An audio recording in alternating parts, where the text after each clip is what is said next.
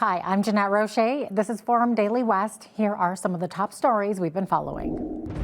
Prime Minister Mark Carney expected to launch a federal election campaign this Sunday. Plus, while in Edmonton today, Carney meets with Premier Smith, who provides a list of demands the next PM must address within the first 6 months of term. And starting today, China imposes a 100% retaliatory tariff on Canadian canola, plus a 25% duty on pork and seafood. Thanks so much for joining us. Sources say Prime Minister Mark Carney will call a federal election on a Sunday. That could send Canadians to vote as early as April 28th, marking Canada's 45th federal election. The call would come 2 weeks after Carney was elected as Liberal leader to succeed Justin Trudeau, and just over a week after he was sworn in as Prime Minister, along with his new cabinet. Today, Carney visited Edmonton, where he grew up, and while there, he skated with the Edmonton Oilers at Rogers Place. He also made a pre-election promise today that he plans to slash the GST for first-time home buyers on homes under $1 million. He says this will save Canadians up to $50,000 in a stance that mirrors Pierre Poilievre's pledge that he said he would do should he win the next federal election. And speaking of the Conservative leader, Pierre Poilievre wants to create what he calls shovel-ready zones that would have pre-approved permits for major project resources or energy projects. It's the second day in a row Poilievre has made a pre-campaign pitch focused on speeding up approvals for major projects and amid expectations that Prime Minister Mark Carney will call a federal election Sunday. Areas pre-approved for large-scale industrial and resource projects. This is how it will work. First, we will identify a spot that looks appropriate for a mine, a pipeline, an LNG plant, a power station, a hydroelectric dam. Second, we will make sure that the place is safe and that it won't harm the people or the environment to put the project there. Third, my government will do the necessary environmental studies in partnership and collaboration with the provinces, municipalities, and we will carry out the necessary constitutionally required consultations with the First Nations up front so that they can be done before the investors even step up. Fourth, when all of this is done, we will offer pre-permitting before we even get applications, so that permits can be published online with a required checklist of actions that businesses must take to comply in protecting people and the environment.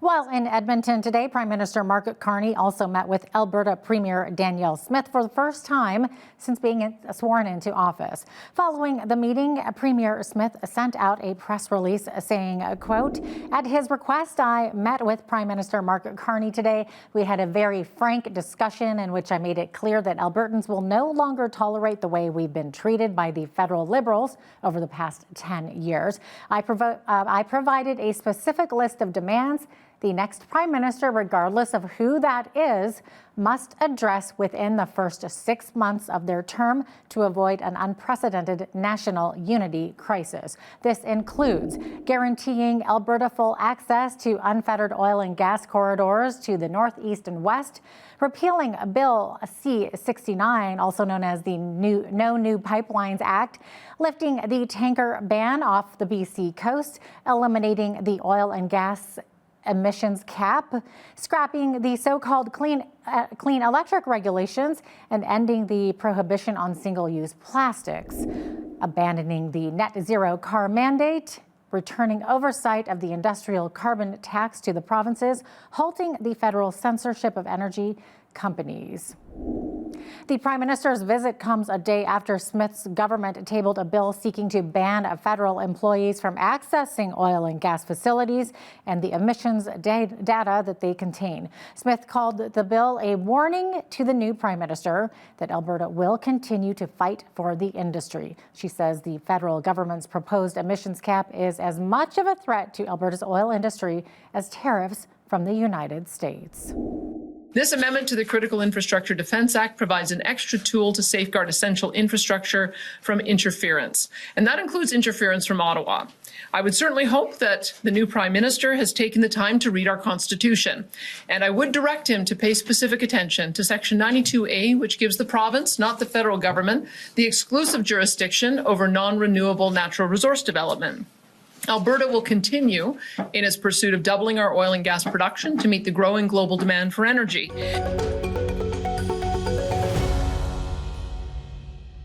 And speaking of that Alberta border, Canada Border Services Agency today released a statement saying they arrested a Calgary man back on March 8th after discovering a large shipment of cocaine at the Coutts port of entry. CBSA officers seized 108 kilograms of cocaine after a secondary examination of the man's commercial transport vehicle. The man arrested, 26-year-old Arshdeep Singh of Calgary, was coming from the United States where the load originated.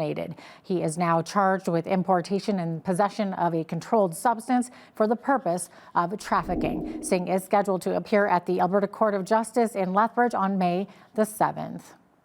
RCMP Constable Ian Smith says he and his colleagues in Windsor, Ontario, are patrolling 800 kilometers of the Canada-U.S. border 24 hours a day with drones, helicopters, and other types of vehicles in an effort to prevent cross-border criminal activity. Ottawa has pledged to invest $1.3 billion to beef up security at the Canada-U.S. border amid a trade war launched by U.S. President Donald Trump. Mid-December of 2024, we started doing these border patrols, and I think that's in response to the tariffs that President Trump had said he was going to instate on Canada. So he wanted the Canadian government to secure the border, and we were tasked with doing that. We liaise with Homeland Security, FBI, DEA, whichever agency is we reach out to, or they reach out to us. But we share information with them, and vice versa. So it's really, we're all on the same team, and everyone knows that. We have drone operators here, not particularly a section, but there's a handful of members here that are trained to operate the drones, live stream that to a tablet they're holding, or they can record the flight as well and review it after if they're doing surveillance on an area. Large drug seizures, we haven't had too much fentanyl come into Canada. Most of our contraband we get coming into Canada is cocaine, yeah, and methamphetamine. Well, it's a huge problem. The amount of drugs that come into Canada across the Ambassador Bridge in Windsor alone, there's 8,000 transport trucks a day that cross that bridge, and that's one border crossing. So for CBSA to be able to inspect all 8,000 trucks is impractical. So I don't know what the statistic is as far as what gets through, but I can imagine it's significant. Effective today, China has imposed a 100% retaliatory tariff on Canadian canola oil and canola meal, as well as a 25% duty on seafood and pork. As canola farmers brace for the impact, an association representing canola growers in Alberta is asking the federal government to cover losses resulting from the tariffs. Meanwhile, Nova Scotia's fisheries minister is downplaying the short-term effects of the tariff on Canadian seafood products. He says, though live lobster shipments dominate Nova Scotia's trade with China, there remains lots of opportunity to find other markets. The Transportation Safety Board of Canada has released its report into a plane crash at Toronto Pearson's Airport last month that sent 21 people to hospital. It found the aircraft's alert system indicated a high rate of descent less than 3 seconds before touchdown. All passengers and crew members survived when the Delta Airlines plane burst into flames after flipping over and skidding on the tarmac. The report found the plane's landing gear folded into the retracted position at touchdown and the wing detached from the fuselage, releasing a cloud of jet fuel which caught fire. Saskatchewan Finance Minister Jim Ryder says the province will ride a strong economy into a projected razor-thin surplus in this year's budget. But he says turbulent headwinds of tariffs could, in the worst-case scenario, blow a billion-dollar hole in the spending plan. We did not allow the tariff threat to back us off on any of our election commitments on affordability and safer communities.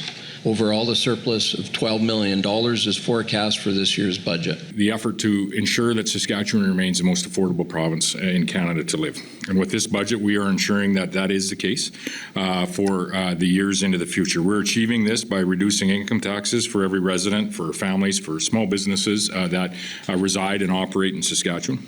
The second priority is better access to healthcare, to increase our access when it comes to healthcare. You're seeing a 6.4% increase in healthcare funding this year. This budget has no plans for our economy.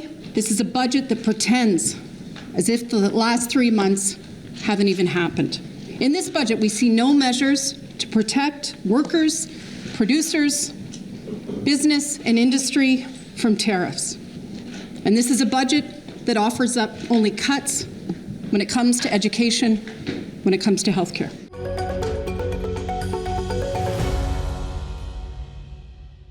RCMP have confirmed to BCN that one woman has died after a major collision occurred south of Lethbridge on Tuesday.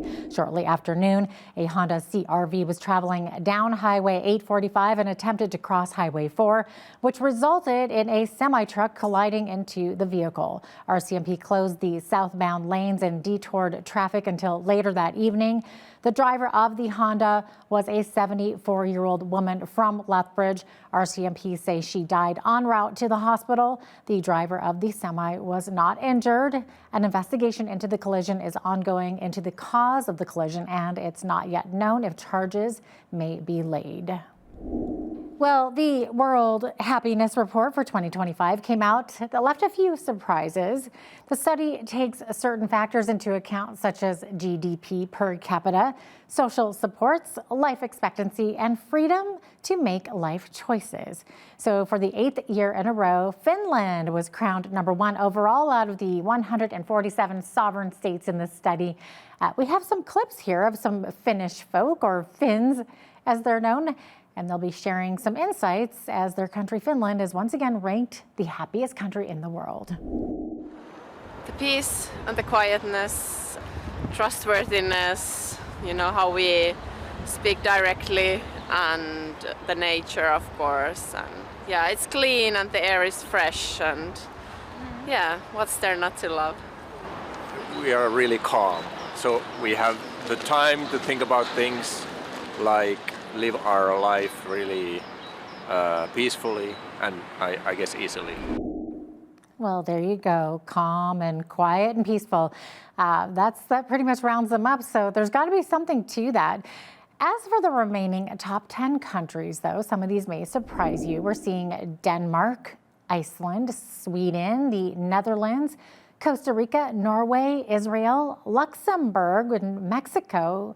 Well, those round out the top 10 list. As for Canada, though, we ranked 18th in the world, a drop from 15th back in 2023. And we were also all the way up in 5th place in 2011. So a drop in quality of life is a major factor to blame here. However, Canada still leads the list in G7 countries. Other countries on that list show Australia as 11th, the UK at 23rd, and the United States sits at 24th, their lowest ranking yet out of the 13 reports ever released. The lowest 3 ranked countries include Lebanon, Sierra Leone, and Afghanistan at 147th.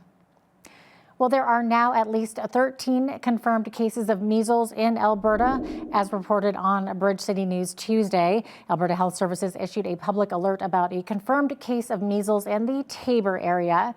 They released a list of locations the individual visited while infectious.